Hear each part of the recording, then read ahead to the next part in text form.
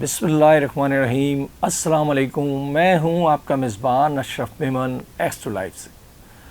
ہمارے آج کے مہمان کسی تعارف کے محتاج نہیں، علم اور ادب سے جڑی ان کی زندگی، ہر محفل کی وہ جان، جس بھی محفل میں اگر وہ شرکت فرماتے ہیں تو ہر سننے اور ملنے والوں کو اپنی طرف مائل کر لیتے ہیں۔ جی ہاں، یہی شخصیت پیشے کے اعتبار سے استاد، شاعر اور آج ہمارے مہمان جناب پیرزادہ قاسم صاحب، آئیے ہم ان سے گفتگو کرتے ہیں۔ السلام علیکم۔ بننے کے بعد ظاہر ہے کہ لوگ ہندوستان سے جو پاکستان آ رہے تھے، علم و ادب پہ گفتگو کرتے تھے، شاعری پہ گفتگو کرتے تھے، موسیقی پہ گفتگو ہوتی تھی۔ 57 برس میرا سلسلہ ہے یہ جڑا ہوا، لیکن سبحان اللہ، میں تو کہتا ہوں کہ کیا اساتذہ تھے، ایسے ایسے لوگ تھے کہ جو مٹی کو ہاتھ لگا دیں تو سونا بنا دیں۔ قوت والی چیز ہے وہ، ڈالر نہیں ہے۔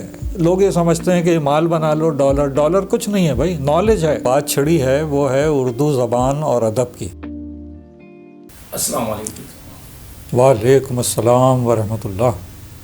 سر، یہ آپ ہمیں تھوڑا سا ہمارے دیکھنے اور سننے والوں کو یہ بتا دیں کہ ہمارے انڈو پاک تقسیم کے بعد آپ جب پاکستان آمد ہوئی تو کہاں آپ کی آمد ہوئی، کس شہر میں ہوئی، اور پھر کراچی، لاہور تک کا آگے کی تعلیمی سفر کے بارے میں تھوڑی سی گفتگو آپ۔ جی، پاکستان بننے کے بعد ظاہر ہے کہ لوگ ہندوستان سے جو پاکستان آ رہے تھے تو ان کے لیے بہتر اور ضروری یہ لگتا تھا کہ وہ وہاں کے دارالخلافے میں جائیں اور وہاں جا کے اور پھر دیکھیں کہ پاکستان میں وہ کس طریقے سے گزر بسر کریں گے، کیا کیا کام ان کے کرنے کے ہیں۔ تو اس لیے یہ ایک سلسلہ بنا ہوا تھا۔ تو ظاہر ہے کہ جو ٹرین کے سفر سے میں دہلی میں قیام رکھتا تھا، تو دہلی سے پھر ہم نے سفر کیا لاہور کا، اور لاہور سے پھر سفر ایک ہوا کراچی کا۔ تو اس طریقے سے پاکستان آنا ہوا۔ پاکستان آنے سے پہلے جو میرے گھر کے ایک تہذیب اور صورتحال تھی، اس میں تو یہ چیزیں بڑی رچی بسی تھیں کہ ہم علم و ادب پہ گفتگو کرتے تھے، شاعری پہ گفتگو کرتے تھے، موسیقی پہ گفتگو ہوتی تھی، اور اس زمانے میں جو تہذیب تھی، جو ملنا جلنا تھا، وہ سارے اس میں تبصرے شامل تھے۔ تو ہماری تربیت تو پھر اسی طریقے سے ہو گئی، اور یہ بہت اچھا ہوا کہ اس میں ایک ایسی گنجائش نکل آئی کہ ہم بیک وقت بہت ساری چیزیں جو زمانے اور وقت کی اہم ترین چیزیں ہوتی تھیں اس پہ کچھ نہ کچھ آگاہی رکھتے تھے۔ تو اس میں بچپن میرا دہلی میں بہت اچھا اس میں گزر رہا تھا، اور ظاہر ہے کہ میری والدہ جو ہے ان سے میرا بہت زیادہ قربت اور انس تھا۔ اور انہیں میں خاص طور سے اکساتا رہتا تھا کہ ان کا لہن بہت اچھا تھا، بہت ہی آواز بہت اچھی تھی، لہن بہت اچھا تھا، اور جب میں انہیں اکساتا تھا تو کوئی نہ کوئی چیز وہ اپنے بہت ترنم کے ساتھ، بہت لہن کے ساتھ مجھے سناتی تھیں۔ وہ میرے دل پہ ہمیشہ نقش رہا، اور یعنی یہ ایک میری والدہ کا دین ہے یہ کہ مجھے بھی خیال آیا۔ جب میں نے شاعری وغیرہ شروع کی تو اس میں مجھے کوئی اس میں پریشانی نہیں ہوتی تھی، اور میں ترنم سے، جیسے ترنم کہتے ہیں، مگر یہ شاعرانہ ترنم کی بات کر رہا ہوں۔ بعد میں جو سلسلہ بڑھا ہے تو وہ تو ترنم تو کیا سے کیا ہو گیا، وہ تو گائکی کی طرف جا ملا، مگر میں بات کر رہا ہوں شاعرانہ ترنم کی۔ تو شعر کا جو ترنم ہوتا ہے، اس کے ساتھ شعر پڑھنے کی جو یہ سلسلہ ہے، یہ مجھے اپنی والدہ سے آتا ہوا محسوس ہوتا ہے، تو وہ میں نے اسی طریقے سے پڑھا۔ لیکن میں یہ بھی بیان کروں کہ جب شعر کہنا شروع کیا، اور وہ جو زمانہ تھا، اس وقت جو شعراء تھے ہمارے دور کے، ان میں سے جو ترنم سے پڑھ سکتے تھے وہ سب ترنم سے پڑھتے تھے، یہ ایک عام سلسلہ تھا، ترنم والے کوئی خاص الگ سے نہیں تھے، تو جو شعراء تھے وہ ترنم سے پڑھ سکتے ہو تو ضرور پڑھتے تھے. اس طریقے سے یہ سب سلسلہ ہوا. اور اتفاق ہے کہ اپنے حوالے سے جب میں سوچتا ہوں تو جب جہاں جہاں درس گاہوں میں تعلیمی اداروں میں گئے تو وہاں بھی اچھا ماحول ملا، اور ایسے لوگ ہمارے ساتھ کام کرنے والوں میں جمع ہوتے رہے کہ جنہیں خاص طور سے شعر و ادب سے دلچسپی رہتی تھی. تو یہ بھی رہا کہ پورا زمانہ تقریباً اپنی پیشہ ورانہ سلسلہ اور ملازمت اسے سمجھ لیجئے تو تقریباً 57 برس میرا سلسلہ ہے یہ جڑا ہوا. تو اس میں لوگ ملتے رہے اور ہم نے اس کی ادب کی بھی اور جو ہماری دیگر ذمہ داریاں تھیں. مگر اس میں دلچسپ بات یہ ہے کہ طالب علم تو میں رہا سائنس کا اور استاد میں رہا سائنس کا. تو ظاہر ہے ایک سائنس کے استاد کی حیثیت سے ایک ذمہ دارانہ سلسلے میں خاصا بڑا وقت اس میں گزرتا ہے کہ آپ کیا تدریس کر رہے ہیں، پڑھا کیا رہے ہیں، کون کون سی چیزوں کو اور آپ اس میں شامل کر رہے ہیں، اور جیسے تجربات اور تجربہ گاہیں ہیں ان کو اس کے سلسلے کو کیسے چلنا چاہیے. تو یہ ساری باتیں ساتھ ساتھ چلتی رہیں. اور پھر یونیورسٹیز اور اس کی انتظامیہ کے سلسلے میں بہت بہت کام کرنے کا موقع ملا. وقت جوں گزر رہا تھا اس کے ساتھ ساتھ ذمہ داریاں بڑھتی چلی گئیں. تو سب ملا لیں تو تقریباً کوئی 20 برس کے قریب تو میں نے وائس چانسلری شپ کی. تو یونیورسٹیوں کے وائس چانسلر ہونے کا بھی ایک سلسلہ، اور اس میں کام اور اس کی سوچ اور اس کو پورے اساتذہ اور اس کے ساتھ ساتھ جو دیگر اسٹاف ہیں ان سب کے ہزاروں میں تعداد ہوتی ہے. ان سب کو ساتھ لے کے چلنا ہوتا ہے اور تاکہ آپ کا ادارہ ترقی اور کامرانی کے سلسلے میں آگے قدم اٹھائے. تو یہ سب کچھ ہوا. اور اب میرا جو تعلیمی سلسلہ ہے وہ ایک بہت اچھے اس سے گزرا. حالانکہ میں اپنے اسکول کے زمانے میں لائنس ایریا کے بیرکس میں جو اسکول کھلے ہوئے تھے، سرکاری اسکول تھے، اس میں پڑھا. لیکن سبحان اللہ، میں تو کہتا ہوں کہ کیا اساتذہ تھے، ایسے لوگ تھے کہ جو مٹی کو ہاتھ لگا دیں تو سونا بنا دیں. ہم تو انہی سے سیکھے ہوئے ہیں، انہی نے ہمیں بنا دیا تو ہم آج اس قابل ہیں کہ آپ کے سامنے بیٹھ کے بات کر رہے ہیں. یہ بھولنا نہیں چاہیے کیسے نادر اساتذہ تھے ہمارے. یعنی جو اپنی سادہ زندگی میں نے تو یہ بعد میں سوچا، اور شاید سب ایسے ہی سوچتے ہوں گے. اسکول کے زمانے گزر گئے تو اب میں سوچتا ہوں، مڑ کے دیکھتا ہوں کہ ہمارے اساتذہ وہ کتنی سادہ زندگی تھی ان کی، کہ ان کے پہننے کے لیے 2 جوڑ 3 جوڑ کپڑے، اور وہ اس میں صاف ستھرا بیگ اٹھائے ہوئے اسکول آ رہے ہیں. اور اگر ہم کلاس کے علاوہ چاہتے تھے کہ وہ ہماری کوئی معاونت کریں تو اس کے لیے بھی تیار رہتے تھے. کبھی کوئی ٹیوشن وغیرہ اس زمانے میں، میرے زمانے میں تو تھی نہیں، ہم نے تو کبھی بھی نہیں سوچا کہ ٹیوشن کیا ہوتی ہے. سب استاد بالکل تیار ہیں، آپ ان کے گھر چلے جائیے، اسکول میں بیٹھ جائیے. اگر اسکول ختم ہو گیا تو اس کے بعد 1-1.5 گھنٹہ وہ آپ کو بڑی محبت کے ساتھ، خوش دلی کے ساتھ وہ آپ کو سکھانے کے لیے تیار تھے. تو ہم نے تو ان اسکولوں سے، اور پھر بڑے اداروں میں، مثلا جب میں کالج گیا تو ڈی جے سائنس کالج تو بہت بڑا کالج تھا، بہت اہم، اس وقت کے ٹاپ کے جو بہترین کالجز میں تھا، جس میں داخلے مشکل سے ہوتے تھے. تو وہ اس میں گیا. پھر میں کراچی یونیورسٹی آیا تو وہ اشتیاق حسین قریشی صاحب جیسا آدمی وائس چانسلر تھا. تو ظاہر ہے بہت بڑے اسکالر قریشی صاحب تھے، اور تعلیم اور اس کا جو نظام انہوں نے بنایا وہاں سے چلے. پھر ڈاکٹر محمود حسین جیسے لوگ جن سے ذاتی ربط و ضبط اور تعلق رہا، یہ سب بہت بڑے لوگ تھے. بہرحال وہاں سے ہم نے سیکھا. اور پھر مجھے تو ذوق و شوق اسی قسم کا تھا کہ بس یہ کوئی بات ہو رہی ہے، کوئی اسے کہہ لیجئے کہ تدریس کا شوق تھا، درس و تدریس کا، تو اس کا بھی مجھے موقع ملا. اور میں نے یونیورسٹی میں، کراچی یونیورسٹی میں پڑھانا شروع کیا. پھر اس کے بعد پھر ساری دنیا میں، یعنی جب ریسرچ اور اس کے سلسلے شروع ہوئے، میں تو سائنس میں تھا، نیورو سائنسز میں کام کرتا تھا. تو ظاہر ہے اس میں میں نے دنیا کے بہت بڑے ایک نیورو سائنٹسٹ سمجھ لیجئے، وہ پہلے ڈاکٹر جان والٹن کہلاتے تھے، پھر وہ سر والٹن، پھر وہ لارڈ والٹن. یہ بہت بہت ریئر ایسا ہوتا ہے کہ کسی ایسے شخص کے ساتھ آپ کو کام کرنے کا موقع مل جائے. تو میں نے برطانیہ میں جب میں پی ایچ ڈی اور اپنی ریسرچ کے لیے جاتا رہا، وہ میں نے ان کے ساتھ کام کیا.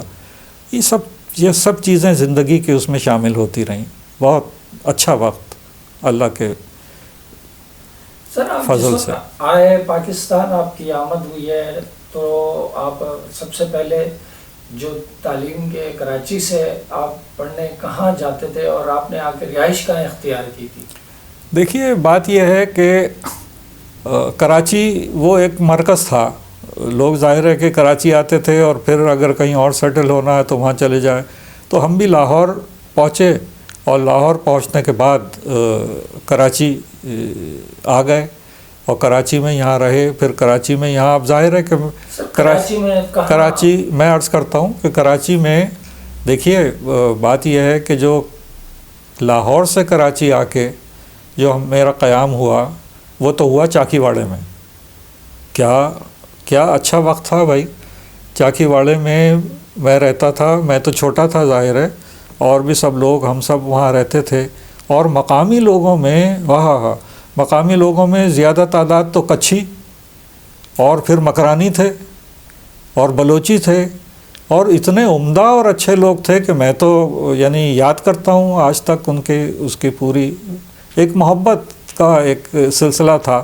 تو وہاں رہے اور بہت اچھا. اس کے بعد میں وہاں چلا گیا کماڑی پہ ایک بہت بڑی ایک جہاں ہم منوڑا کے لیے کشتیوں کا ٹرمینس، وہیں بہت بڑی عمارت ہے، اسی میں رہتا رہا.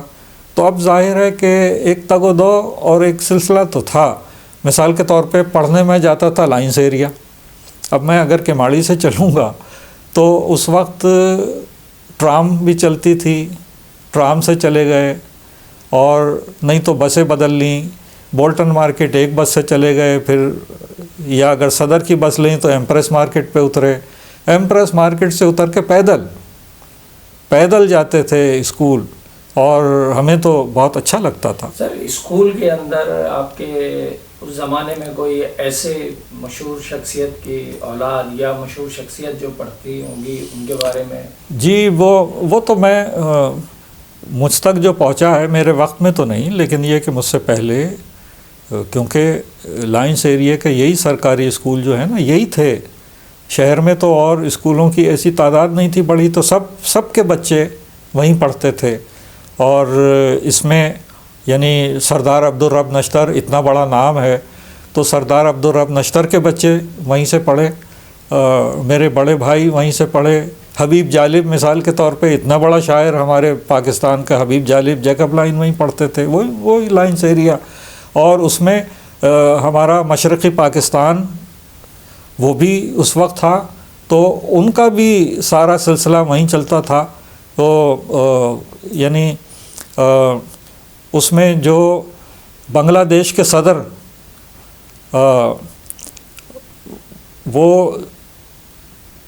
وہ یہاں جیکب لائنس اسکول کے پڑھے ہوئے لائنس ایریا میں. تو اب یہ بات ایسی ہے کہ یہ بتاتی یہ ہے کہ جگہیں اور وہ جو ہیں اس سے نہیں، سارا مسئلہ ہوتا ہے کہ آپ کی پڑھانے والے کون ہیں، آپ کی درس و تدریس کیسے ہو رہی ہے، آپ کتنی سنجیدگی سے اسے لے رہے ہیں. تو وہ ان سارے مسائل میں ہم نے تو یہ غور نہیں کیا کہ یہ میرا بینچ جس پہ میں بیٹھ رہا ہوں یہ کوئی بہت زیادہ آرام دہ نہیں ہے. ٹھیک ہے، جیسا بھی ہے اسی میں ہم نے پڑھا، اسی میں ہم نے ساری اور ترقی کامرانی جو بھی اللہ تعالیٰ کے فضل و کرم سے ملی وہ ہم نے تو وہیں سے سب سیکھا، عام اسکولوں میں، سرکاری اسکولوں میں. سر یہ آپ کہہ رہے ہیں جو سرکاری اسکولوں میں، اور بڑے بڑے لوگ ہمارے ملک کے نامور ہستیوں نے سرکاری اسکولوں سے ہی تعلیم حاصل کی اور ایک نام اور مقام بنایا، اور آج جو سرکاری اسکول بھی اس مقام پہ نہیں ہے کہ لوگ وہاں اپنے اولادوں کو ایڈمیشن دلائیں. اسی طرح ہمارے کچھ کالج ہیں، کچھ یونیورسٹیز ہیں، تو اس کے لیے حکومت کو ایسا اقدام کرنا نہیں چاہیے کہ ایک ہی جیسا تعلیمی نظام ہو جس میں امیر کا بچہ اور غریب کا بچہ ہو. جیسے آج بہت ساری جگہ ہم جاتے ہیں اور ہم لوگوں سے بات کرتے ہیں تو وہ یہ کہتے ہیں کہ جیسے کہ آپ کہاں سے، بچہ جاب کے لیے جاتا ہے، پوچھتا ہے کون سی یونیورسٹی سے آپ نے ماسٹر کیا یا گریجویشن کیا. اگر وہ بولتے ہیں کسی سرکاری اسکول یا سرکاری یونیورسٹی سے تو اس کے یس کر کے اسے کہتے ہیں اچھا ہم آپ کو کال کرتے ہیں، اور اسے کال نہیں. اور اگر کوئی کہتا ہے میں نے آئی بی ایس سے کیا، اقرا سے کیا یا کسی اور بڑی یونیورسٹی سے، ضیاء الدین سے یا زیبسٹ سے، تو اسے فوراً فرسٹ پرائیورٹی ملتی ہے. تو یہ کسی غریب کے بچے کے ساتھ کتنا بھی قابل ہو اس کے ساتھ زیادتی نہیں ہے؟ ہاں زیادتی تو ہے، لیکن اس میں جو سسٹمز ہمارے یہاں نہیں ہے نا. دیکھیے اس میں ہونا یہ چاہیے کہ جہاں بھی لیا جا رہا ہے اس کے لیے کوئی کمپٹیشن ہو، کوئی اس کے لیے ٹیسٹ ہو، کوئی ایگزام ہو، اس میں شریک کرنے کی اجازت دی جائے سب کو، سب اس میں شامل ہوں، اور اس میں جو اچھے معاملہ فہم اور ایسے کہ جن کو دیکھیں کہ یہ جس پروفیشن میں جا رہا ہے اس میں یہ ترقی کر سکتا ہے، اور تو ان کو اس میں لے لینا چاہیے. یہ ہمارے یہاں ذرا دوسرے طریقے سے چل رہا ہے. تو ناموں سے یہ پہچان بن جاتی ہے کہ صاحب اگر یہ فلاں نیم سرکاری ادارہ سرکاری ادارہ ہے تو اس میں تو اب یہ تصور کر لینا کہ وہاں کچھ نہیں ہوگا یا اس میں کوئی ٹیلنٹ نہیں ہوگا، یہ کوئی مناسب بات نہیں ہے. تو لیکن یہ ضرور ہے کہ جس طریقے سے ہمارے پرانے سسٹمز تھے اور اس میں بہت ضروری بات یہ ہے کہ اب بھی ہمارے سرکاری ادارے اور وہ ہیں وہ بہتر سے بہتر ہو سکتے ہیں اگر وہاں ہمارے اساتذہ ہمارے ذمہ داران جو پرنسپلس ہوتے ہیں، بڑے بڑے لوگ، ان کو اپنے رویوں میں اور اپنے لیے ایک سسٹم بنانے میں بڑی تگ و دو اور محنت کرنی چاہیے. اس لیے کہ اگر آپ نے وقت پہ چھوڑ دیا کہ یہ استاد ہیں اور بس ہم نے انہیں دے دیا اب یہ جس طریقے سے بھی پڑھا دیں، نہیں، ایک نظام بنائیے. اساتذہ بہت اچھے ہیں لیکن یہ کہ آپ ان کو ایک نظام میں لے جائیں، اور یہی اس کا بھی ہے کہ نصاب کیا ہوگا. نصاب جو ہے وہ تدریس کے لیے مقرر کیا جاتا ہے، نصاب کے ادارے ہوتے ہیں، وہ بتاتے ہیں. وہ کیوں بتاتے ہیں؟ وہ رکھتے ہیں. ساری دنیا میں یہ ہے کہ بچوں کا ایک عمر کا وہ ہوتا ہے کہ اس عمر سے یہاں تک اور یہاں سے وہاں تک، تو اس کے حساب سے ان کے لیے جو درس پارے یا ان کے لیے جو اسباق یا سبق بنائے جاتے ہیں وہ ویسے بنائے جاتے ہیں، ایسے نہیں شامل کر دیتے.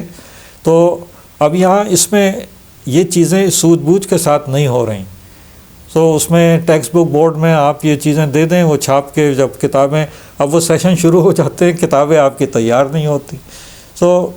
مگر اچھا کیا جا سکتا ہے، اتنی محنت جو ہو رہی ہے اس کو بہت اچھا کیا جا سکتا ہے. اور یہ میں بتا دوں کہ پاکستان کی ترقی اور کامرانی جو کچھ بھی ہے، اور یہ IMF سے آپ لے لیں، یہ ڈالر والر آنے سے نہیں ہونے کا. یہ کتنے دن چلے گا بھائی؟ ہمیں کرنا یہ چاہیے کہ اگر ہم ان دا لانگ رن اللہ تعالیٰ ایسا کرے کچھ کہ پاکستان ترقی اور کامرانی کی طرف ایک بڑا مثبت سفر جاری کرے، اگر وہ ہم کوئی کرنا چاہتے ہیں تو ہماری جو یہ پورا ماحول ہے، جو ہماری سوسائٹی ہے، اس سوسائٹی کو نالج بیس سوسائٹی بنانا پڑے گا. اگر نالج بیس نہیں ہے تو دیکھیے ساری دنیا میں جو سب سے مہنگی اور سب سے قوت والی چیز ہے وہ ڈالر نہیں ہے. لوگ یہ سمجھتے ہیں کہ مال بنا لو، ڈالر کچھ نہیں ہے بھائی، نالج ہے، نالج بیسڈ ہے. ساری دنیا نالج بیسڈ ہے، اس سے ترقی ہو رہی ہے. پاکستان میں ہمیں اس طرف لے کے جانا چاہیے. دیکھیے جو بات چھڑی ہے وہ ہے اردو زبان اور ادب کی. ایک تو معاملہ ہے زبان کا، تو زبان کو کچھ ضرورتیں ہیں اپنی، اس کے حساب سے زبان جو ہے وہ اپنی ترویج اور وہ اشاعت اس کی ہوتی چلی جاتی ہے. لیکن ادب ایک دوسری چیز ہے. تو زبان کا جہاں تک تعلق ہے، میں یہ سمجھتا ہوں کہ اردو ہماری ظاہر ہے کہ ایک وہ زبان ہے کہ جو پورے پاکستان میں کراچی کے ساحل سے لے کے اور ہمارے وہ جو بڑے بڑے عالیشان بڑے پہاڑ اور بستیاں اور وہ ساری جو آباد ہیں وہ سب کے سب اردو ضرور سمجھتے ہیں، اردو میں بات ہو جاتی ہے. تو یہ ہمیں جوڑنے والی زبان ہے. یہ ہماری آپ دیکھیں تو ہماری ساری ضرورتیں اور وہ سب اس سے پوری ہو رہی ہیں. یہ اس نے ہمیں ایک رکھا ہوا ہے. تو اس لحاظ سے اردو ہے اور یہ انشاءاللہ رہے گی. اچھا، ذرا سا یہ مسئلہ ضرور ہے کہ اب کیونکہ زمانہ اس وقت ایسا آیا ہے کہ یہ وقت ہے پروفیشنلزم کا، تو اس میں آپ کو بہت زبردست، مثال کے طور پہ آپ کو مینیجرز چاہیے یا اگر آپ کو انجینئرز چاہیے تو وہ یہ سوچتے ہیں کہ ہمیں پروفیشنل اس میں اپنے آپ کو بنانا اور وہ چاہیے. تو یہاں ذرا سا مسئلہ یہ ہو گیا ہے کہ وہ جو ادب اور زبان اور اس کی ثقافت کے جو اظہار ہوتے تھے وہ اب اس طریقے سے ہمیں اس میں نظر نہیں آتے، کیونکہ اب یہ جو وقت ہے اور جو زمانہ ہے یہ اپنی ترجیحات بناتا ہے. تو جو ترجیحات میں پہلے جو ترجیحات بنتی تھیں اس میں یہ زبان اور یہ ثقافت اور ادب جسے آپ کہتے ہیں یہ ہماری ترجیحات میں اوپر تھا. اب یہ اوپر نہیں رہا، ہماری ترجیحات میں نیچے آ گیا ہے. ضرور کوشش یہ کرنی چاہیے کہ اب بھی ہو رہا ہے کہ بڑے بڑے جو اچھے اسکولز ہیں اس میں وہ اس کی تعلیم اور اس کی تربیت کے لیے جو آپ کو سمجھ لیجئے گا کہ لٹریچر سے جوڑ دے یا آپ کو ادب سے جوڑ دے، آرٹس سے جوڑ دے، کرافٹ سے جوڑ دے، اس کی طرف ضرور جانا چاہیے. پروفیشنلی آپ کچھ بھی ہوں مگر تھوڑا سا اس سے کیا ہوگا؟ دیکھو، اس سے میں یہ بتانا چاہتا ہوں کہ آپ کی ایک شخصیت ہوتی ہے. اگر آپ کسی ایک طرف ہیں، آپ نے پروفیشنلی بس ایک کام دیکھا ہوا ہے، ایک چیز سے آپ واقف ہیں، آپ بہترین پروفیشنل ہیں، لیکن آپ کی شخصیت میں کوئی تنوع نہیں ہے، ورسٹیلٹی تو ہے ہی نہیں. ورسٹیلٹی اور تنوع شخصیت میں آتا ہے کہ جب آپ تھوڑا تھوڑا چیزوں کو جانتے ہوں. آپ کا اپنا جو موضوع ہے وہ تو آپ کا کلی طور پہ آپ سے واقفیت چاہتا ہے، مگر اس کے ساتھ آپ کو تھوڑے سے ادب پہ نظر رکھنی چاہیے، آپ کو آرٹس اینڈ کرافٹ پہ نظر رکھنی چاہیے، آپ کو سیاحت پہ اور اپنے ماحول پہ، انوائرمنٹ پہ نظر رکھنی چاہیے. یہ ساری چیزیں مل کے بناتی ہیں. اگر یہ آپ جانتے ہیں تو آپ کی شخصیت بہت اچھی ورسٹائل ہو جائے گی اور متنوع بن جائے گی. ابھی آپ نے پیرزادہ قاسم صاحب کی زندگی کے بارے میں انہی کی زبانی تمام گفتگو سنی. اگر آپ کو ان کی یہ بات اور گفتگو پسند آئی تو ہمارے اس چینل کو سبسکرائب کریں، لائک کریں، اور آپ سب کا بہت شکریہ. آئندہ ہم کسی نئے مہمان کے ساتھ پھر حاضر ہوں گے. السلام علیکم.